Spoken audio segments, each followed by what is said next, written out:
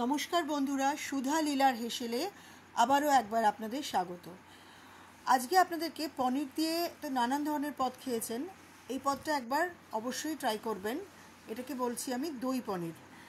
দই পনির একটা এমনই পদ যেটা আপনারা রুটি, পরোটা, ফ্রাইড রাইস বা ভাতের সাথেও ট্রাই করতে পারেন। প্রথমে আপনাদেরকে কিছুটা পনির নিতে হবে আর সেই পনিরগুলোকে চৌকো চৌকো করে কেটে নিতে হবে। তারপরে একটা পাত্রে দই নিতে হবে। আমি এখানে প্রায় 6.5 চামচ মতো দই নিয়েছি, টক দই। আগে থেকে দইটা বার করে নিয়েছি। এবার দইয়ের মধ্যে আমি জিরে গুঁড়ো, ধনে গুঁড়ো, শুকনো লঙ্কার গুঁড়ো, গোলমরিচের গুঁড়ো আর হলুদের গুঁড়ো নিয়েছি। এবার এগুলোকে এখানে দিয়ে দইটার মধ্যে দিয়ে খুব ভালো করে দইটাকে আমি ফেটিয়ে নেব। প্রত্যেকটা মশলা যেন দইয়ের সাথে মেশে সেটা খেয়াল রাখতে হবে। ঠিক এরকম হবে টেক্সচারটা। এটাকে আমি খুব ভালো করে সেই মশলাগুলোর সাথে দইয়ের সাথে ফেটিয়ে নিয়েছি। এবারে এই পনির যে আছে, এই পনিরগুলোকে এই মিশ্রণটার সাথে বেশ কিছুক্ষণ ম্যারিনেশনে রাখতে হবে। যতক্ষণ ম্যারিনেশন করবেন ততক্ষণ ভালো। 20 মিনিট রাখতে পারেন, 1 ঘন্টা রাখতে পারেন। তো আমি এই পনিরগুলোকে এটার সাথে এরকম প্রায় 20 মিনিটের বেশি ম্যারিনেশন করে নিয়ে রেখেছিলাম। প্রায় 20 মিনিটের একটু বেশি, প্রায় 25 মিনিট মতো, 1/2 ঘন্টার মতো ম্যারিনেশন করেছি। এবার কড়া বসিয়ে কিছু শুকনো মশলা আমাকে ভেজে নিতে হবে।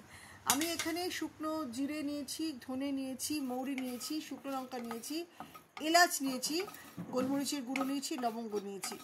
এগুলোকে আমি আরেকটু সাজিরা নিয়েছি, সামরিচ নিয়েছি। এই প্রত্যেকটা মশলাকে আমি খুব ভালো করে গুঁড়ো করে নেব। শুকনো খোলায় ভেজে তারপর একটু পিষে নিলাম। এবার কড়াইতে সাদা তেল দিয়েছি। সাদা তেল দিয়ে আমি এখানে 2টো লবঙ্গ নিয়েছি, 2টো এলাচ নিয়েছি আর কিছুটা জিরে নিয়েছি। এটা ফোড়ন হিসেবে ব্যবহার করলাম। সাদা তেলে রান্নাটা কিন্তু সাদা তেলে হবে বা ঘিতে হবে, সর্ষের তেলে হবে না, তাহলে তার স্বাদ লাগবে না। এরপরে আমি বেশ কিছুটা ক্যাপসিকাম নিলাম। দেখুন, ক্যাপসিকামটা আমি লম্বা লম্বা করে কেটে নিয়েছি। ক্যাপসিকামটা লম্বা লম্বা করে কেটে এই সাদা তেলের মধ্যে আমি দিলাম। প্রথমে ফোড়ন দিলাম, তারপরে আমি এখানে ক্যাপসিকামটা দিয়ে খুব ভালো করে একটু হালকাভাবে নেড়ে চেড়ে নেবো। এখন আঁচটা আমি লো টু মিডিয়াম রাখবো, একদম হাই ফ্লেম করব না। এবারে কিছুক্ষণ নাড়াচাড়ার পরে আমি 2টো শুকনো লঙ্কা ফাটিয়ে এখানে দিয়ে দিলাম। শুকনো লঙ্কাটা আমি আগেও দিতে পারতাম, ওটা আমার মিস হয়েছিল বলে আমি পরে দিলাম শুকনো লঙ্কাটা, কিন্তু শুকনো লঙ্কাটা দেবেন। এরপরে আমার যে ম্যারিনেশন করা যে পনিরটা ছিল সেটা দিয়ে দিলাম। এই পনিরটার মধ্যে অলরেডি দই প্লাস দইয়ের সাথে সমস্ত মশলা আমার ম্যারিনেশন করা আছে, সেই জন্য এখানে ম্যারিনেশন করা যেহেতু আছে আমার সেখানে অসুবিধা হবে না, পুরো মশলাটা আমার এখানে লেগে যাবে। এরপরে ওই যে বাটিটার মধ্যে আমি একটুখানি বাটিগোলা জল, ওই লাস্টে যে দইটা ছিল সেই দইয়ের মধ্যে এখানে বাটিগোলা জল ছিল, সেই জলটা দিয়ে দিলাম। আর দিলাম এখানে আমি কাশ্মীরি রেড মির্চের পাউডার। কাশ্মীরেরও রেড মির্চ পাউডার দিয়ে আমি আবার খুব ভালো করে মশলাটাকে নেড়ে চেড়ে নিলাম। আর যে মশলাটা আমি আপনাদেরকে দেখিয়েছিলাম ভাজা মশলা, মানে যেটা ভাজা মশলা করলাম, যেটা দেখিয়েছিলাম, সেটাকে গুঁড়ো করে নিয়ে এর ওপরে ছড়িয়ে দিতে হবে যখন পনিরটা প্রায় হয়ে আসবে। এটা পরপর করবেন প্রসিডিওরগুলো, ঠিক যেভাবে আমি দেখালাম এক এক করে করবেন।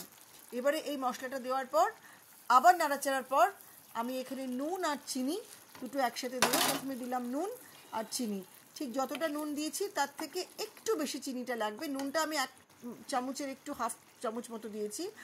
আর তারপরে লাস্টে এখানে ধনেপাতা দিতে হবে। ধনেপাতা দিয়ে, ধনেপাতাটা কিন্তু অবশ্যই দেবেন, স্কিপ করবেন না, তাহলে কিন্তু রান্নাটা স্বাদ ঠিকঠাক হবে। আর এখানটা আমি কাসুরি মেথি দেবো না, এটা শুধু ধনেপাতাই দিতে হবে। ধনেপাতাটা আমি যতটা দিয়েছি তার থেকে আপনারা যদি মনে করেন আপনাদের পনিরের পরিমাণ যদি বেশি, তাহলে একটু বেশি দেবেন, ব্যাস, তাহলেই হয়ে যাবে আমাদের দই পনির। অপূর্ব স্বাদের এই রান্নাটা আপনারা, আবারও বলছি, রুটি, পরোটা, ভাত বা ফ্রাইড রাইস বা পোলাওর সাথে খেতে পারেন। বাড়িতে কোনো গেস্ট এলেও এটা স্পেশাল ডিশ হিসেবে রাখতে পারেন, সাইড ডিশ হিসেবে। আশা করি ছোট বড় সকলের ভালো লাগবে। কেমন লাগছে আমার রেসিপিগুলো দেখবেন, বলবেন আর সাবস্ক্রাইব